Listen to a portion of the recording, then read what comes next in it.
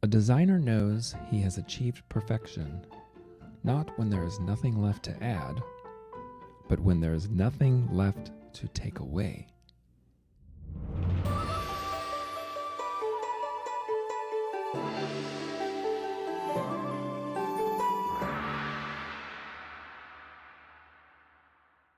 Welcome to the Piano Sensei Way. I'm your host, Clinton Pratt, and I am here to help you master the art of running a successful piano teaching studio. Do you have a website for your studio? Is it working? And what I mean by working is, are you getting new students and new contacts? What do you have on your website? What should you have? Is it too busy? Is it confusing? Is it distracting to potential customers? What should your bio be like? What about reviews? Is there a clear call to action? That's what we're going to be talking about today. Because, as you know, websites are important. People search things on the internet all the time. When they want to look for piano lessons, they're just hanging out on their couch and they can just pull up a website. And so you definitely need a web presence. So we're going to talk about that and what the goal of the website should be. And just a reminder to podcast listeners that we have a video version as well on YouTube, the Piano Sensei Way. And it might be helpful to see, because I have some slides with some bullet points and things, but it's okay. If you're just listening to audio, I will explain as well.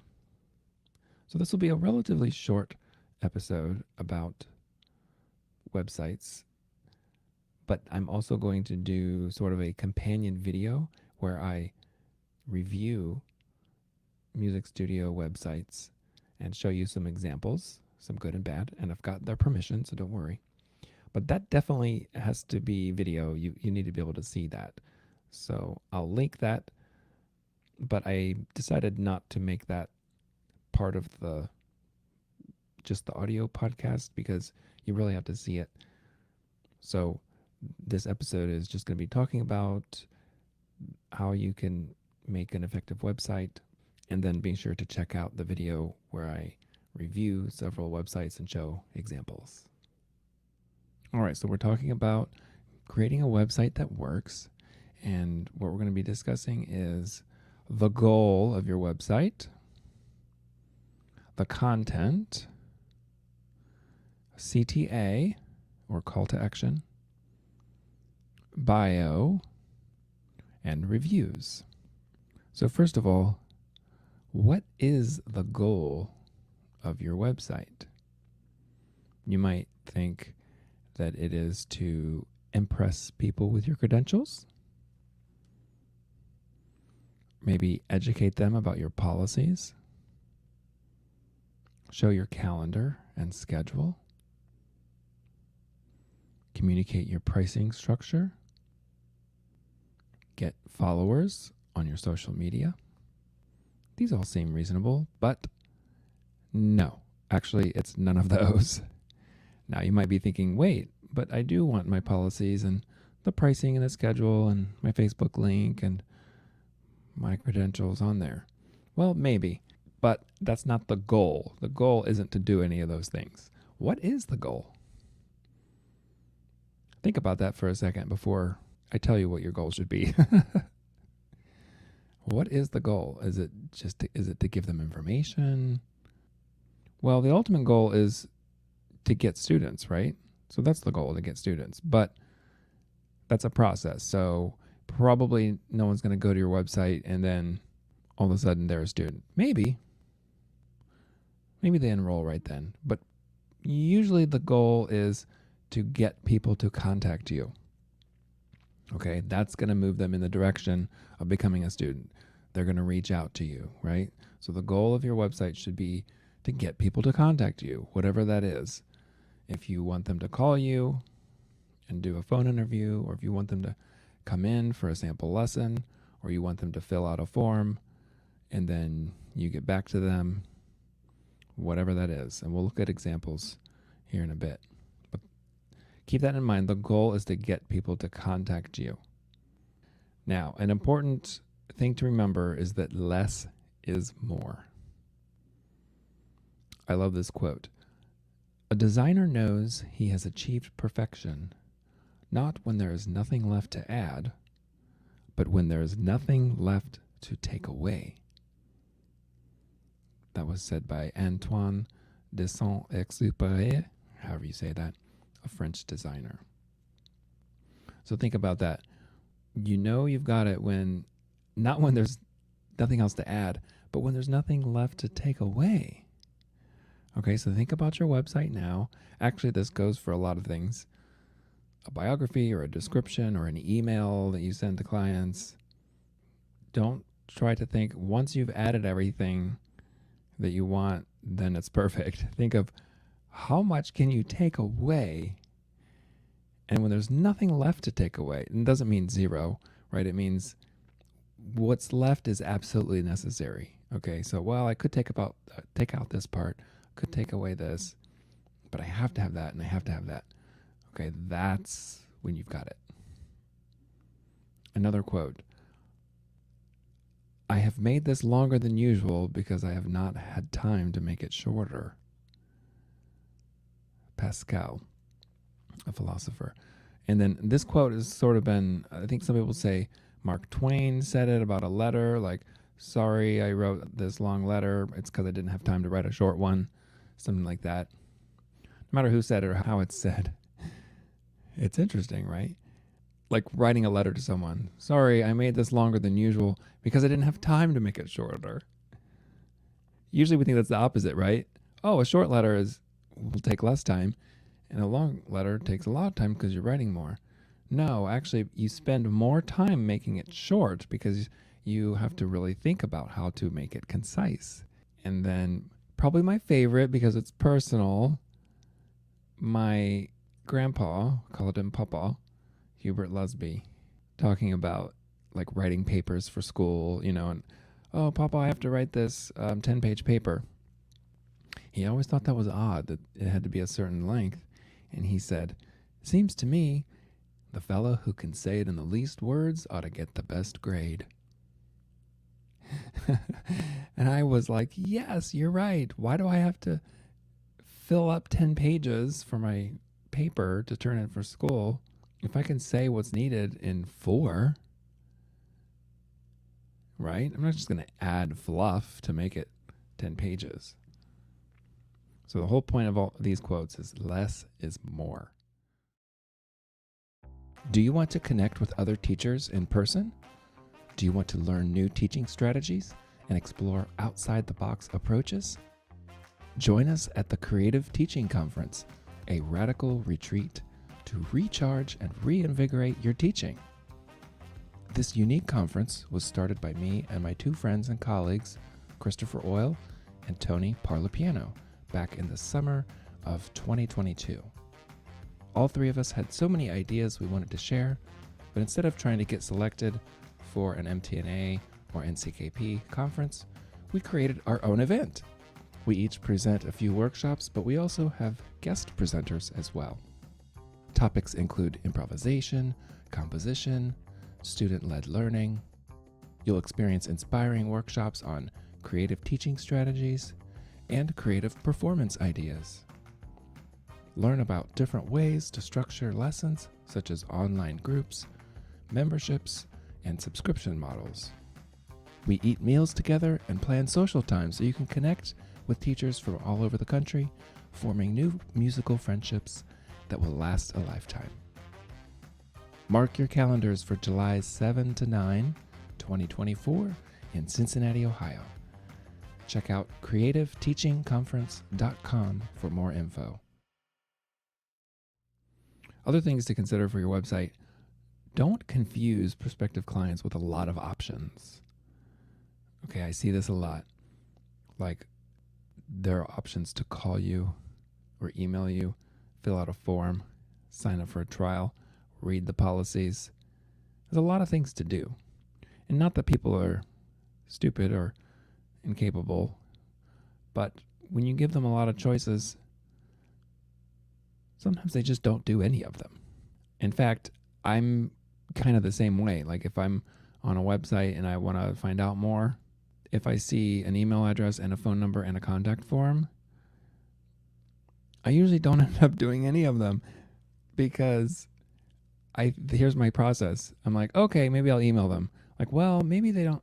What if they're slow at emails and they don't get back very quick? Maybe it's best to call them. And then I'm like, I don't really feel like talking on the phone right now. Maybe I'll just fill out the contact form. I'm like, oh, well, but if I do that, I don't know, like who checks it? Does it go to their email? Maybe it's a slower process. Maybe I'll just email them. I don't know. Okay, so, and I don't think I'm the only one like that. But if there's only one thing, like if there's only an email address and I want to know something, okay, well then I'm just going to send them an email because what else is there to do? Okay, if there's only a phone number, okay, I don't really feel like talking on the phone, but I've got to call them. That's the only option. Another thing to remember is to have a clear call to action, a CTA, and it should be uniform across the site. And we'll look at examples. So a clear call to action would be, call us now with the phone number. And then, the next page they're on about lesson, call us now with a phone number.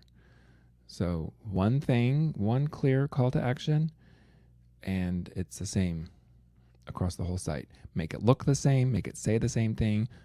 Okay, don't make one of the buttons green and another button red because green and red are your colors.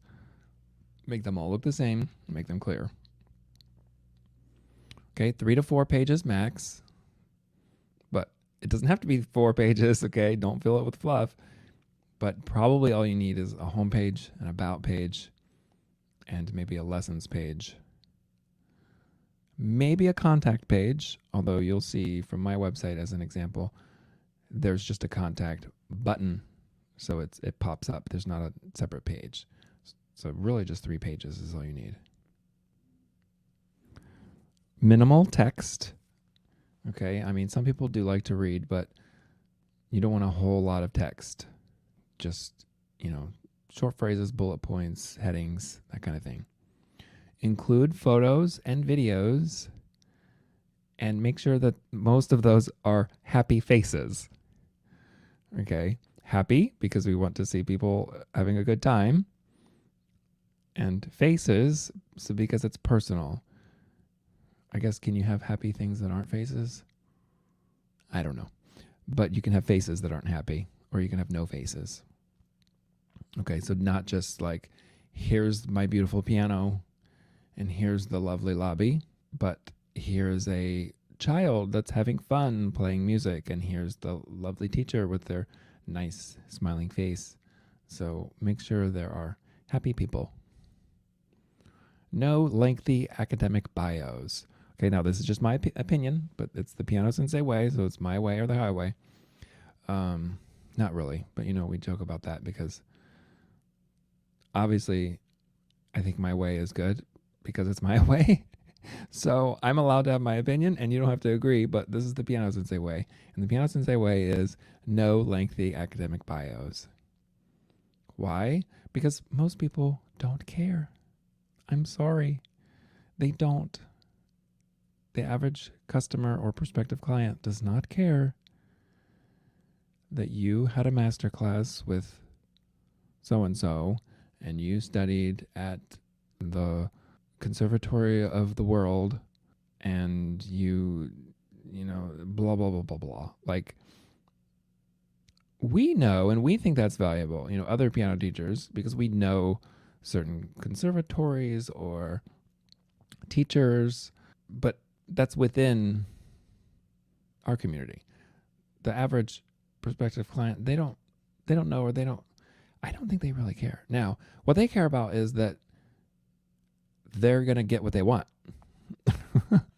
Right? So what do they want? Do they want somebody that went to Juilliard? They might think that. They might think, oh, wow, they're qualified. But why? Well, because they think that they're going to have a good experience. They're going to learn to play the piano. Okay. Well, how are they going to learn to play the piano? Well, there's a lot of factors involved, but a good teacher didn't necessarily go to Juilliard and have a master class with so and so and have all these certifications. They might, but they might not. Most prospective clients, they probably don't care about all the details of studied where with who, or if they think they care, they really don't. Like, they only think that because they think that means you're a good teacher and you're qualified and they're going to have a good experience. So the ultimate point is they're going to learn piano, or their kid is going to learn piano, they're going to have a good experience. So for the about page, instead of having a academic bio like Clinton Pratt has 3 certifications and 2 degrees and has studied with, blah, blah, blah. Make it more like a story, first person, and focus on what you can offer. And I'll show you an example.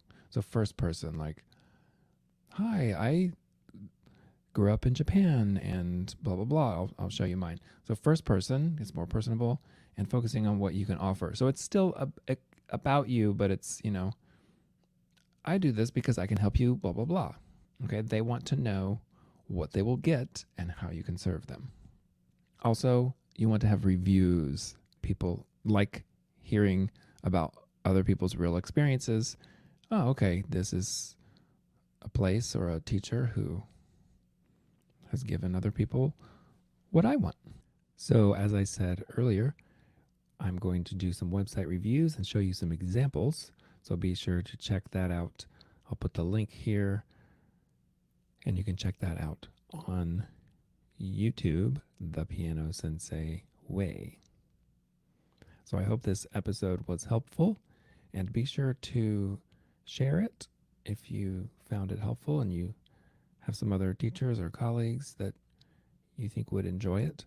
Also, I would love to hear from you. If you have a comment or question, just go to thepianosenseiway.com and you can see each episode there and link to the YouTube versions, but you can also just comment on those pages as well.